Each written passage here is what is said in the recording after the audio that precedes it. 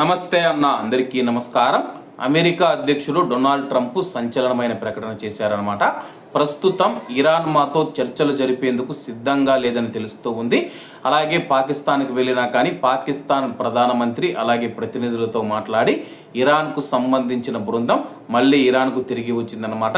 ఈ నేపథ్యంలో అమెరికా అధ్యక్షుడు డొనాల్డ్ ట్రంప్ మనం చూసుకుంటే యుద్ధాన్ని అతి త్వరగా ముగించాలని చెప్పి నేను అనుకుంటూ ఉన్నాను.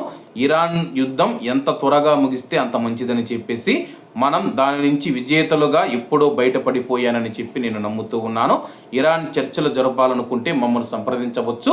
ఒక ఫోన్ కాల్ చేస్తే చాలు, మా యొక్క అమెరికా ప్రతినిధి బృందం పాకిస్తాన్లోని ఇస్లామాబాద్కు చేరుకొని మీతో చర్చలు జరిపేందుకు సిద్ధంగా ఉంది.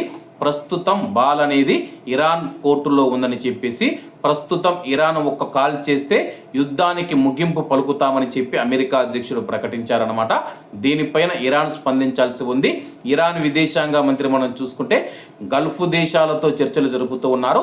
దౌత్య మార్గాల ద్వారా, శాంతి మార్గాల ద్వారా మేము ఈ యొక్క యుద్ధాన్ని ఆపాలనుకుంటూ ఉన్నామని చెప్పి, అలాగే యుద్ధ పరిస్థితుల గురించి సౌదీ, ఒమన్ విదేశాంగ మంత్రులకైతే ఇరాన్ విదేశాంగ మంత్రి అబ్బాస్ అరాక్చి గారు అయితే వివరించడం జరిగింది.